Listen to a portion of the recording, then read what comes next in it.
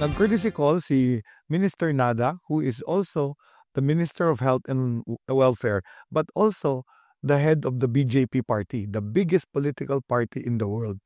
And yung unang part of the meeting, we discussed the healthcare system of India, how they have covered with costs yung about 600 million individuals in India for maternal care, hypertension check, cancer of the breast and oral cancer and even cervical cancer. So napakaganda, nakakapag-provide sila, ginagamit nila yung ASHA workers nila, which are similar to our barangay health workers, to navigate them to get good healthcare.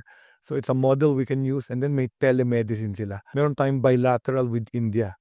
So this is on health and different things. And then inabot ko sa kanya yung memorandum of understanding na napirmahan na between the National Institute of Ayurveda Medicine and the PITAC, yung Philippine Institute of Traditional and Alternative Healthcare.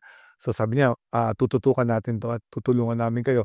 Pangatlo, yung napag-usapan namin yung mga medical students ng India na nag-aaral sa Pilipinas at yung liver transplantation na ginagawa ng mga Pilipino, pumupunta dito para makakuha ng mura na liver transplantation of high quality. Yeah, I'm very happy we have a strategic partnership now with India because they're leaders in the world. Kung baga tayo, sikat sa mga nurses, sila sikat din yung mga doktor. I remember when I trained in Chicago, ang pinakamaraming doktor doon, mga Indian doctors, kasama ko sila, magagaling lahat, matatalino rin. No? So, sana makakuha tayo ng maraming lessons from them to improve the health system in the Philippines.